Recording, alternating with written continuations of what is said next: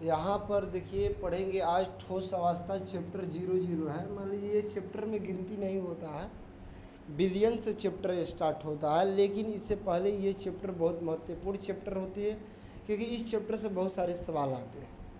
तो हम लोग पढ़ेंगे क्रिस्टल तंत्र, काफ़ी ये वीवीआई टॉपिक है। क्रिस्टल तंत्र क्या है कि रवेदार जो पदार्थ होते हैं यानी क्रिस्टलीय जिसको कहते हैं, उसके वर्गीकरण करने की विधि को हम लोग क्रिस्टल तंत्र कहते हैं।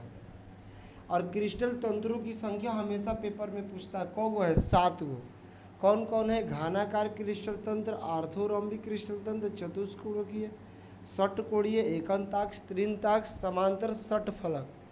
इसको अंग्रेजी में कहते हैं क्यूबिकल, आर्थोरॉम्बिक, टेट्रागोनल, हेक्सागोनल, मोनोक्लिनिक और ट्राइक्लिनिक और रोम्बोहेड्रल। तो ये सातों का स्क्रीनशॉट ले लीजिए या कॉपी पर नोट कर लीजिए और याद कर लीजिए कि 7 गो क्रिस्टल तंत्र कौन कौन है। तो कौन कौन है बाबू?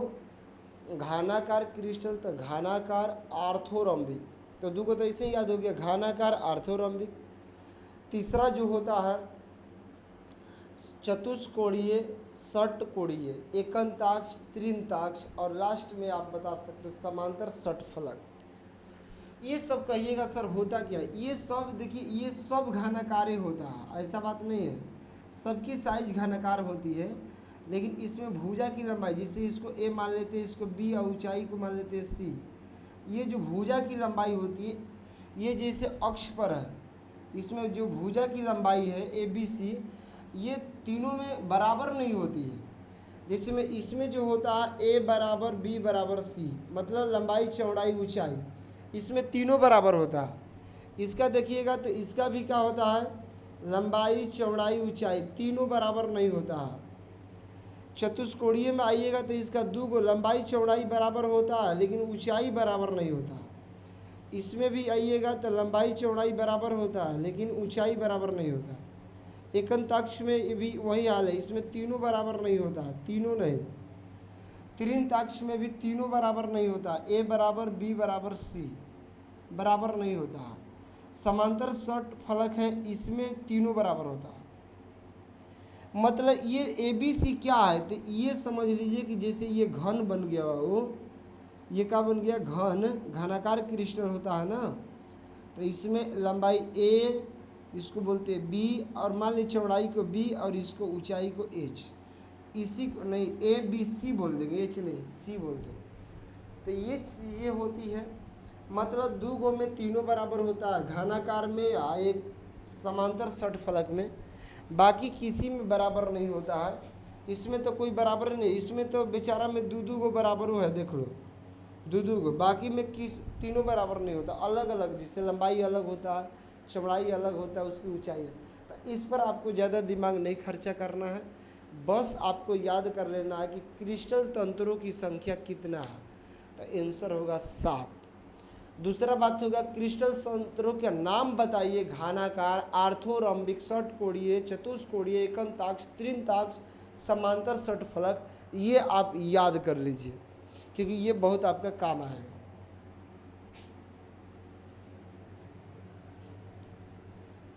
चलिए अब अगला टॉपिक की ओर बढ़ते हैं हम लोग। ब्रेवेश जालक पढ़ते बाबू।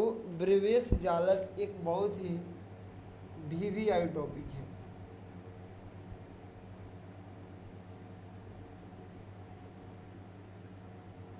कौन जालक? ब्रेवेश जालक। तो ब्रेवेश जालक जैसे हम अभी बता रहे थे कि 1848 ईस्वी में ब्रेवेश एक वैज्ञानिक थे, उन्होंने बताया कि जालक बिंदु यानी क्रिस्टल जो तंत्र अभी पढ़े, क्रिस्टल तंत्र 7 होते हैं, उनको त्रिविम में, त्रिविम बताएंगे, त्रिविमीय किसको कहते हैं ये भी बताएंगे आगे। तो उसको 14 प्रकार से व्यवस्थित कर सकते हैं और इस व्यवस्थित करने को ही हम लोग ब्रेवेश जालक कहते हैं। तो ये पेपर में प्रश्न आता है कि ब्रेवेश जालकों की संख्या कितनी है, तो याद कर लीजिएगा 14। ब्रेवेश जालक टोटल कितने हैं? माने इस वैज्ञानिक ने क्या बताया कि क्रिस्टल तंत्र को हम लोग त्रिविम में, त्रिविम उसी को कहते हैं जिसमें लंबाई चौड़ाई ऊंचाई होता है। जैसे इसको आप त्रिविम कह सकते हैं तो नहीं, क्या है कि इसमें केवल लंबाई है और चौड़ाई है। त्रिविम किसको कहिएगा? जिसमें लंबाई चौड़, जिसे ये त्रिविम हो जाएगा। देख लो, त्रिविम का मतलब 3D, त्रिविम का मतलब 3D होता है जिसमें 3 बीमा हो, लंबाई चौड़ाई ऊंचाई हो। तो इसमें देखिए लंबाई है, चौड़ाई है, ये ऊंचाई भी है। तो जिसमें लंबाई चौड़ाई होता है उसको त्रिविम कहते हैं। तो इन्होंने बताया कि क्रिस्टल तंत्र को त्रिविम में कितने प्रकार से हम निरूपित कर सकते हैं? 14 प्रकार से, और उसी को कहते हैं ब्रेवियस जालक। यही बार बार पेपर में आता है कि ब्रेवियस जालकों की कुल संख्या कितनी है? तो 14। कौन कौन क्रिस्टल तंत्र के कितने ब्रेवियस जालक है ये याद कर लीजिए, ये काफ़ी इंपॉर्टेंट है। तो देख लीजिए, जैसे में आपने 7 गो क्रिस्टल तंत्र पढ़े थे, जैसे क्रिस्टल तंत्र, क्रिस्टल तंत्र, और उसके का ब्रेवियस जालक, ब्रेवियस जालक। जैसे क्रिस्टल तंत्र है घनाकार, क्रिस्टल तंत्र है घनाकार, इसके ब्रेवियस जालकों की संख्या 3 गो होता है। एक सरल होता है, एक सरल SCC होता है, इसका एक BCC होता है और एक FCC होता है, इसका 3 गो होता है। और इसमें जो होता है आर्थोरोम्बिक, आर्थोरोम्बिक का आइएगा तो आर्थोरोम्बिक का 4 गो होता है। 4 गो कौन कौन? एक SCC होता है, एक इसका एक BCC होता है, एक FCC होता है, एक जो होता है PCC होता है, मतलब प्लेन होता है, प्लेन माने तल। तो इसका 4 गो होता है। तीसरा आ जाइए, तीसरा जो होता है माने इसकी आकृति होता है, ये बात समझिएगा, इसको भी आगे बता देंगे बढ़िया से, टेंशन मत लो। अभी केवल याद करो कि इसमें कितने ब्रेवियस जालक होते हैं। टेट्रागोनल, चतुष्कोणीय, चतुष्कोणीय, इसको टेट्रागोनल कहते हैं, इसका 2 होता है। मोनोक्लिनिक, जिसके एकंताक्ष कहते हैं, एकंताक्ष, एकंताक्ष में जो होते हैं 2 होते हैं।